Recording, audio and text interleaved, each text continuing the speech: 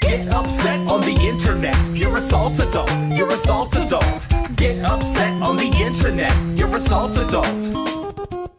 Throwing out a hissy fit, your views ain't in the millions, and every up and comer is a threat to what you're dealing. And instead of getting better, you just spout up on your Facebook, crying on your Twitter bit about how bad your case look. In case you didn't get it yet, allow me to rephrase it. You cry more than my 4-year-old, I'm actually amazed. Like you couldn't even see the forest for the trees. The writing's on the wall, literally there to see. How you getting salt that a culture blowing up, man? I think there was a point where you stopped growing up, man. Instead of showing up, man, irrationally mad. Don't appropriate impression like the latest fashion fad. It isn't cool or funny to be acting like an edgelord. You alienate friends, pushing closer to the edge more. I don't know how to say it anyway to make it clear. If you're the one unhappy, then the problem's in the mirror. Get upset on the internet, you're a salt adult, you're a salt adult. Get upset on the internet, you're a salt adult. The net is a repository for the vast expanses of human knowledge and all the technological advances, and I can't say enough how you gotta be open-minded. Cause if you're looking for a fight, then you damn well find it. An axe needs grinding, you're not alone. There's a million other nerds who can bitch and moan and groan about how there's a release date delay of the new game. Man, decrease the cliche of your neckbeard. I'm a fear to the intensity of your love for two characters. You claim I've got some chemistry and they belong together. Every other ship is Hi everybody, and welcome to Retro Station 1999. My name's Commander Dan, the commander and lone human inhabitant aboard the Retro Station, and this is Licensed to Play.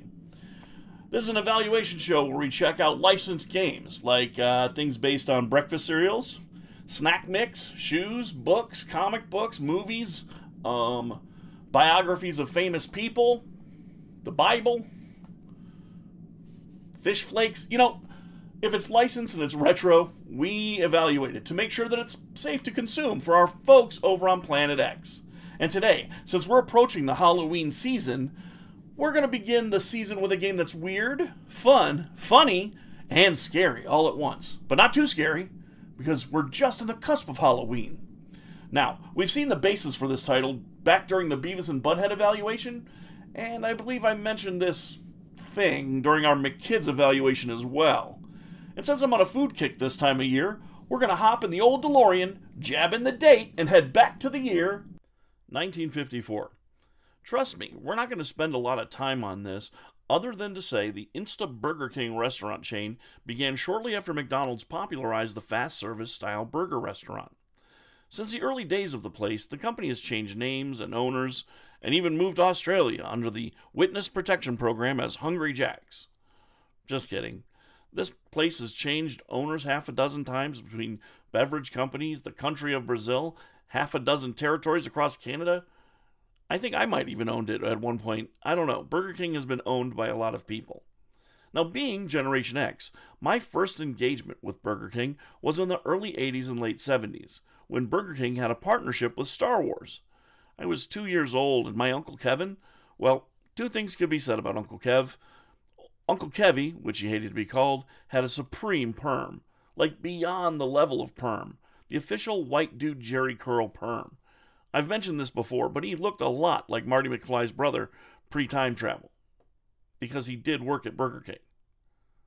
And when I was 2 or so, he brought home Star Wars glasses to my grandmother's house, which she had kept for years. So it was also my first interaction with Star Wars. Judging by the glasses she still had, the dead-eyed Vader and the robots motioning to something off camera, they were my breakfast companions every time we went to visit her.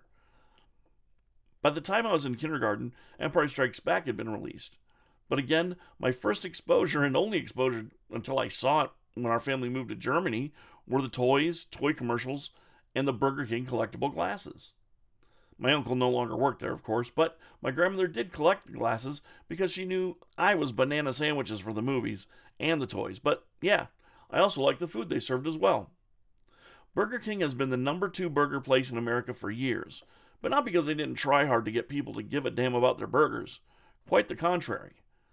In fact, Burger King, the chain, were geniuses. They knew how to reach me as a kid, Star Wars. And even when Star Wars had its first television premiere, Burger King commercials featured prominently during every single ad break, no lie. But to be #2 in the American Burger Wars, the King was going to need some serious advertising to beat Ronald and his entirety of McDonaldland puppets.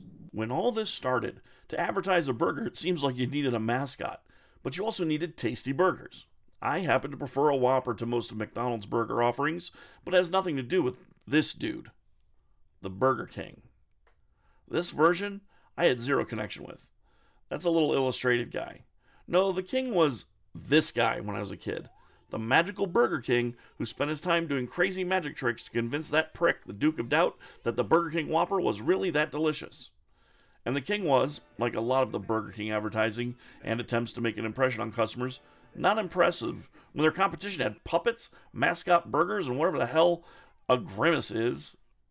Grimace originally was a villain representation of an ice cream headache, who was then reimagined as a taste bud, which, if you imagine Grimace as being this, you should probably fire your imagination, like, immediately. When I was 10, and since no one will ever talk about this ever again, Burger King threw $40 million at an ad campaign about this clod, Herb, the last man in America to have never been to a Burger King. It all began with mysterious banners at football games and around the United States reading, "It's not too late, Herb," and "Grow up, Herb," and "Herb, go ahead and go." And I lived in Florida when this was going on. Burger King was based out of Miami at the time, so the advertising was pretty heavy in Florida. And there were a lot of commercials in every demographic. Kids, the elderly, and even an urban Herb commercial, which was the 80s way of saying a black audience commercial, but more sensitive, which actually was dramatically more insensitive. I don't know, the 80s were weird, man. Herb was everywhere in 85 and 86. He was even at WrestleMania 2. As a wrestling fan, that was insane. So the campaign was, basically, if you catch Herb at your local Burger King, you win the prize.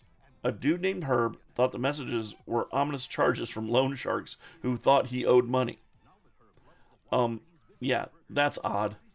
So when they announced the campaign, which was, "Where's Herb?" and a month later BK offered 99-cent Whoppers to every customer who said, "I'm not Herb," and if your name was Herb, say, "I'm not the Herb you're looking for," you'd get a prize. Oh, I mentioned the prize. What was the prize? $5,000. Just to spot Herb, who was completely anonymous until the Super Bowl in 86. We didn't know what he looked like. And then a chance at $1 million if you won the $5,000. Actor John Menick, this guy, portrayed the quintessential nerd. Clumsy, weird, and completely awesome. Look at this guy. He's more popular than Popular Joe. Or me, Commander Dan. And I'm pretty darn popular. But he was pretty great. I mean, the contest wasn't without controversy, though. In the state of Alabama, a kid spotted Herb at his BK, but was refused the prize because he was under 16. Burger King then gave the prize to his older friend instead. The first time Alabama ever had a rule about soliciting people under 16, coincidentally. I kid Alabama, but they sure as hell weren't kidding. The matter got brought before the Alabama Senate, and they, the elected legislators of the state of Alabama, decreed that Burger King participated in consumer fraud. BK paid a fine, and the campaign lasted until WrestleMania 2, apparently. So what did Herb do at WrestleMania 2? Why, he was a timekeeper for Rowdy Roddy Piper and Mr. T's boxing match. Overall, the contest was actually interesting to me because I was a kid, but most people just, it faded away and people forgot about it. I don't think anybody remembers it but me and probably like 12 other people on the internet.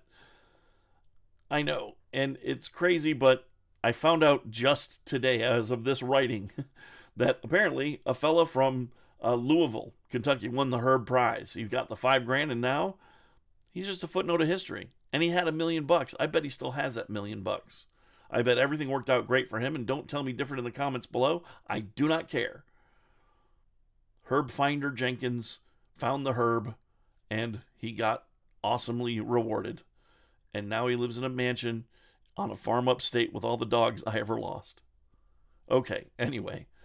The actor, John, passed in 2022. He was 71, and Herb will live on in my memory, and in the hearts and arteries of a lot of Burger King fans. But our psyches were not prepared for the next big Burger King campaign. How could they possibly? Alright, Cambot Jr., spool up the footage of the commercials in question, but just cue them up. Seriously. It's not quite Halloween season yet, and you don't need this level of the hibbly-jeeblies. You got it, Commander. Before I do, are you sure? How could something like a commercial for ground beef sandwiches give me, a robot, the hibbley-jeeblies anyway? You don't want to know. But if you think you can withstand the shivering, lurking horrors of the King, watch along if you dare. Not you at home. You're supposed to watch this, but you're going to get the Jeebly Weeblies, I assure you. And so it was that the King evolved. And when he was a human, he was a dork, a joke, a kitschy mascot best left in the polyester and Naugahyde 70s like plaid underwear and pet rocks. Or so you might think. The progenitor of our license is a skin-crawling, living creepypasta salad, which outclowns Ronald McDonald and Pennywise. Just look at him. Does he scare you?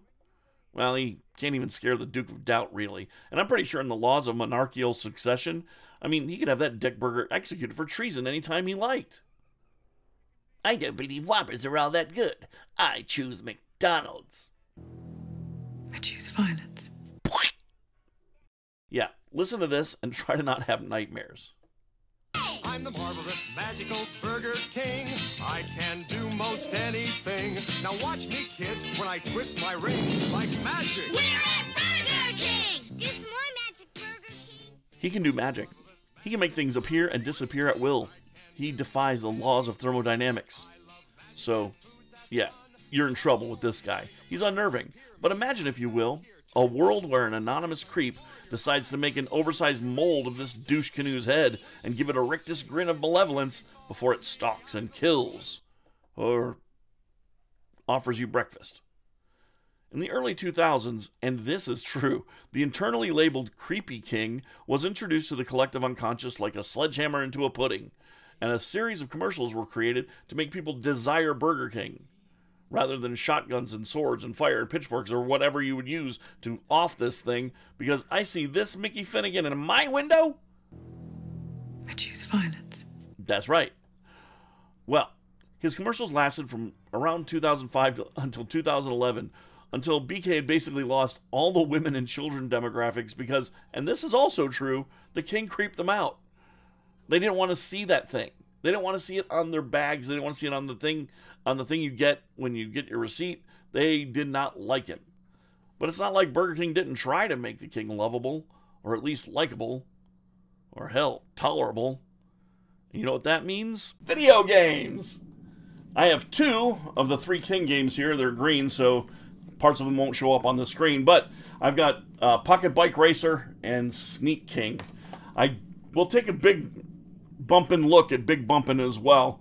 And but today we're going to dive into one of the oddest, weirdest licensed tie-ins I've ever played, Sneak King. And before we begin, this copy of Sneak King, you'll check out the photos here. Whoever owned this before me seems to have tried to stomp it flat. But what they didn't know is nothing can kill the Sneak King. Okay, fire it up, CBJ.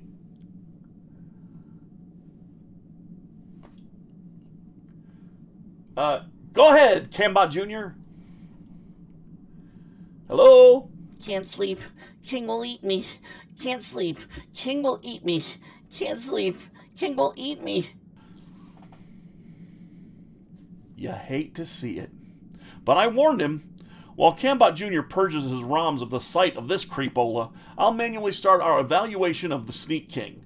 But let's take a look at the other games in the series first. Prepare yourselves. Alright. Are you prepared? Loins girded? Pants secure? Good. Let's ease into this evaluation by taking a look first at Pocket Bike Racer. Pocket Bike Racer is, of the 3 King games, actually fun. I imagine playing against live opponents would be a groovy time. The building power to fuel your weapons and special items, and moreover, the secret side paths through a level remind me of Beetle Adventure Racing, which I really like. You choose from the King, your own design racer, Subservient Chicken, yes, that's Horror's name, and for some reason, Brooke Burke. Seriously, I don't know why you can play as Brooke Burke. Every decision made around this son of a bingo seem either to be arbitrary or downright malevolent. However, the levels are fun. The parking lot level is a good intro to the game's mechanics. The King's Garden, filled with giant burgers and tomatoes, is cool. The construction site, which becomes another puzzling theme through 2 of the King games, is alright. It's got a really cool shortcut system. And the Fantasy Ranch. where giant burgers hold sway. All in all, if I were giving a license to play out for these games, each and individually, this one would get one on the merits of it being weird and for it being a competent racing game alone, and just for being fun. But moving on, since we're not evaluating Pocket Bike Racing, nor are we evaluating the Big Bumpin' game, which is 4 different shaped levels to play a zoomed out third-person bumper hockey game with bumper cars, whose design reminds one of a mom saying, "You don't need to get Rocket League, we've got Rocket League at home." Here are a couple of the levels. Yeah, it's about as fun as it looks. But this is just the calm before the storm.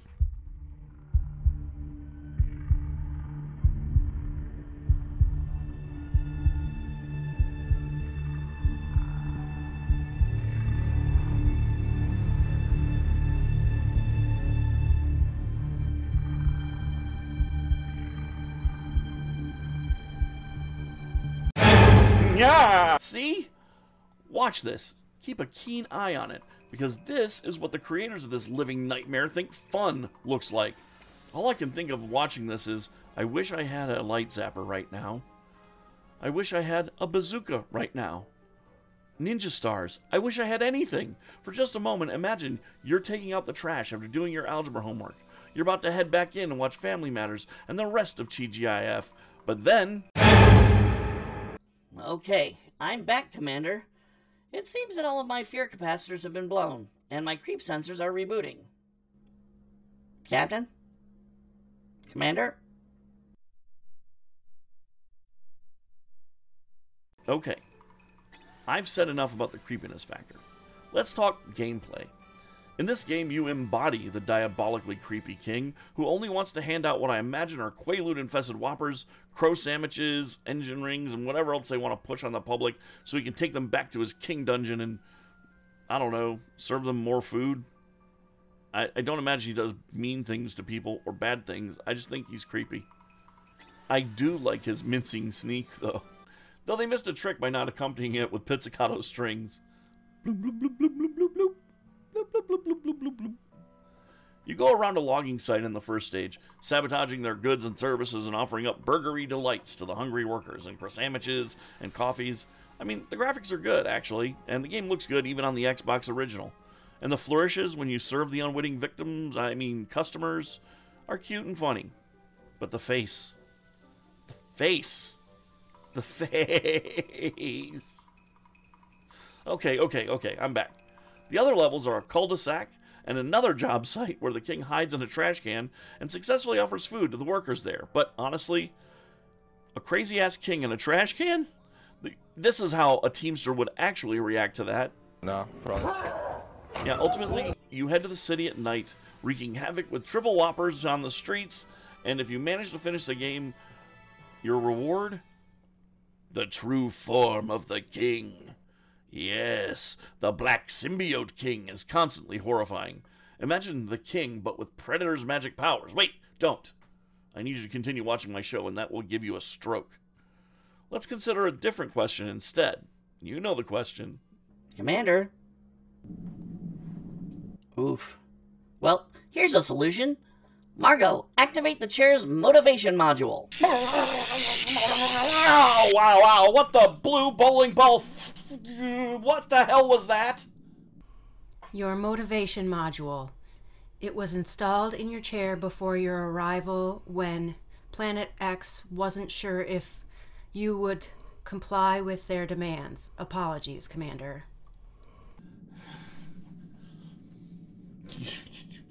You're well. Okay. The question remains, everybody. Does Sneak King have a license to play? Yeah, of course it does. This thing could not more perfectly represent the horrifying king of Burger King fame. I mean, you are sneaking around creepily, you're looking lustfully at people and giving them burgers out of nowhere. If there was ever a better game for the Burger King than this game, I haven't seen it or heard of it or played it. Well, thanks everybody for checking out the show this week. Thank you all my new space pirates for showing up. We do love you, and thank you so much for watching, and congratulations out there to our first No Prize of the Year winner. It's been a while. And, yeah. If you like what you saw today, give us a thumbs up. Ring the bell if you want to know when my shows are coming on. Also, I've got a side show right now that I'm doing. Sideshow. But it's not really a sideshow. But it is a show on the side that I'm doing called Coats. It's about my weight loss journey. You should probably check it out if you're interested in that kind of thing. And next week, we're doing Halloween right with our month of horror games. And don't worry. Once in a generation, a game like the one we're going to review comes along. And hey, if you can guess what it was and you haven't already won a No Prize, give me a guess in the comments down below. And who knows? Whoever gets it right wins a No Prize. Okay, now that being said, everybody, no matter what I've said during this review or my other reviews or any other video, remember to always, always, always stay retro. Peace. Get upset on the internet. You're a salt adult. You're a salt adult. Get upset on the internet. You're a salt adult. Throwing out a hissy fit, your views ain't in the millions, and every up and comer is a threat to what you're dealing. And instead of getting better, you just spout up on your Facebook, crying on your Twitter bit about how bad your case look. In case you didn't get it yet, allow me to rephrase it. You cry more than my 4-year-old. I'm actually amazed. Like you couldn't even see the forest for the trees. The writing's on the wall, literally there to see. How you getting salt that a culture blowing up, man? I think there was a